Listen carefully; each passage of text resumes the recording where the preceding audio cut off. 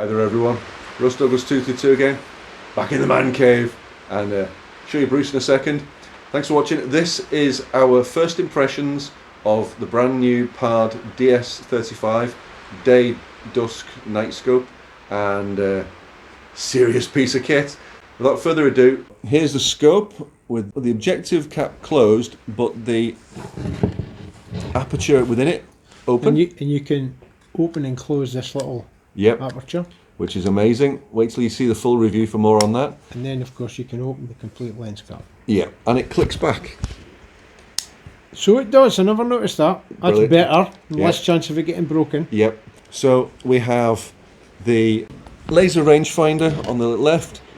We have the IR illuminator, and that focuses or spreads, and it also is directable. So you can slacken this off, and you can.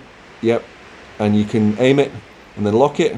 We have a 30mm body. This is the side it doesn't move. Right, the side with PARD is locked, so that's just inanimate.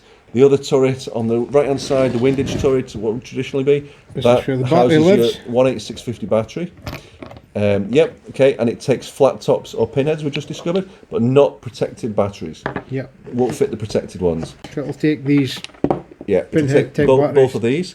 The top turret zooms in and zooms out, and Gets you into the menu and allows you to change stuff. yep, absolutely.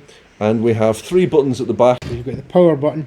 The rearmost button is short press for range finding, and again for the ballistic calculator would be a second press. And again for off. Yep. Yep. And then a long press switches the Wi-Fi on and off. In front of that you've got the button for recording and taking stills. A long press switches between stills and recording, and then whichever you have it on, a short press takes stills or starts and stops recording. And the other side of that button is from day mode, night mode, and Yep. when you're in night mode it switches the IR power up. Yep. 1, 2, 3 off, 1, 2, 3 off. Oh, we should also point out that this is your focus control, big nice throw lever for focusing the objective lens, and I'm impressed.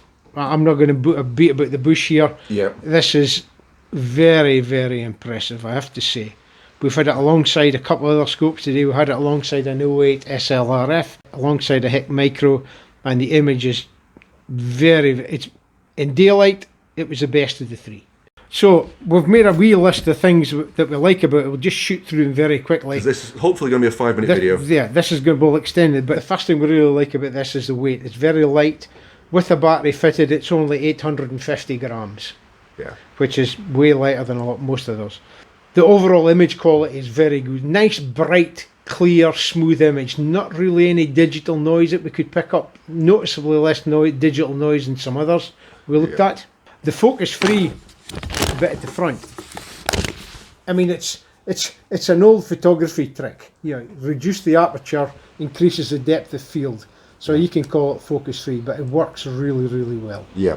We had this focused from about, what did we say, 12 metres out to 180 without having to change focus. And it'll probably do more than that. That was just the limits that we were able to get to.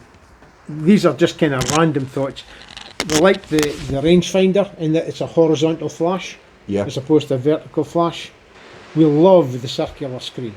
Yes. That's one of the best things about this. Circular display is absolutely terrific. Yeah, there's no aberration. You can actually move your eye left, right, up and down, and there's no distortion, there's no fisheye, there's no parallax. No. It's fantastic. Absolutely. Whether that's part of the design, you've got this very long eye relief. Yes. So that we typically don't use the rubber eye cups, but with this one, your eye is in a perfect position to see all of the screen and just a little bit around the outside, more than that, with the eye just touching the eye cup. And it's lovely. It's really comfortable to set up for. Yeah. On a lot of scopes with digital screens, you're having to push your eye right in to be able to see the corners of the display. It doesn't happen with this. When I saw the photographs of this thing first, and I saw this is a bit we're calling the Starship Enterprise, by the way, I was a bit concerned about this looking, oh my god, somebody's going to break that. But if you look at the thickness of the material, it's tough. Yeah, it's well built, isn't it? Yeah, I've no doubt some muppet with a big hammer will do some damage to it, but I think for most vaguely sensible people, you're not going to break this. No. Yeah, I'm not going to break this. And the more I look at it, the more I like the solution, because it keeps the weight down. It's not stuff hanging off the side. If you really felt the need to have an external IR, well, you've got space to do that without any major issues. So for me, it's a pretty good solution. On the turret itself, it's nice. They're just the right level of friction. There's a little bit of resistance, not too easy to turn. You're not going to turn this when you don't mean to turn it. No. You know. So that's good. This side cap doesn't move. Yeah. So if you see PARD, don't take a wrench and try and unscrew it because it's not designed to move. That's actually the other end of the battery. No. There's a lot of diopter adjustment. Yes. Huge amount of diopter adjustment. We got up to 40 mil. With that, when that's screwed in, that goes all the way back into there. It goes flush, or it comes all the way out to 40 millimeters. Yeah. And for my eyes, it's best at 32. And for Bruce's, I can have it right out to 40, and so you can see from there. I've never seen as much diopter adjustment as that. Although that may have something to do with the type of screen they're using and the fact they're getting this huge long eye relief. Yeah. But we don't see any downside in that, because although even if I screw it all the way out, it's still pretty rigid. Yeah, there's no wobble. No. That's really good, reassuring. I was worried about that. And it's not distorting or aberrating the display in any way at all. Yeah.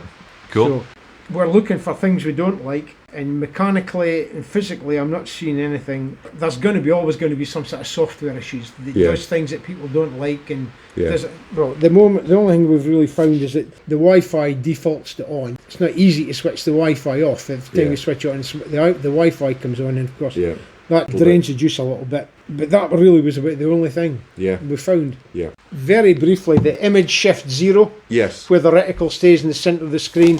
We did a quick calculation. We reckon we've got about plus or minus 20 MOA vertically and about plus or minus 100 MOA horizontally. So as long as your 0 point is within those limits, the reticle will stay in the centre of the screen. That's just a first cut at it, which means that the vast majority of people, the reticle will be in the centre of the screen. Yeah. Now, we haven't really investigated the reticle styles and stuff yet. No. We've got a bit more to do with that. Yeah. That's a brilliant first test session with the PARD DS35. This is the 2K version with the 850mm IR and the laser rangefinder and the ballistic calculator. And a 70mm lens. Yes, 70mm focal length lens. It's an amazing piece of kit so far. Everything we've learned, we love. Handy, lightweight, portable. The rubber eye cup works perfect so far. We're going to be going out tonight. The rain's going to ease off, and we're going to be going out and test the IR on rabbits. But I'm going to edit this into a short video. And the other thing is, big thank you to Abu and the team at Sportsman Gun Centre for letting us have one of the 2 exclusive pucker copies in the country. Chris Parkin's got the other one. He'll be doing his own review. Official news for you. This goes live tomorrow, Thursday, and the PARD DS35 will be on sale at Sportsman Gun Centre from Saturday the 10th of December. So that's about 2 weeks away. Retail price $849.99. Yep. I have to say, having done our tests, the air brick 98 yards away, I want one. I have to say, I want one. It's amazing. It's the much nuts. It really is. We've got lots more testing to do, and we will be, of course, be testing it tonight, and I'll tag on our conclusions on this video from tonight's session. But today's recording and testing, and tonight's will be in longer videos and footage from this scope and from 2 others we've simultaneously recorded on. So keep watching, and thank you for your attention. Hope it's been interesting. Cheers. Thanks, Bruce. Thanks, Ross. Thanks, everyone. Thanks, Abu. Thank you, Abu. Awesome stuff. We were very impressed with the PARD DS35's nighttime capabilities last night. It did slightly have the edge over the HIKMICRO Alpex A50T, although of course the Alpex has a lower base mag, which gives you a wider angle for spotting when you drop it down to 1x base mag.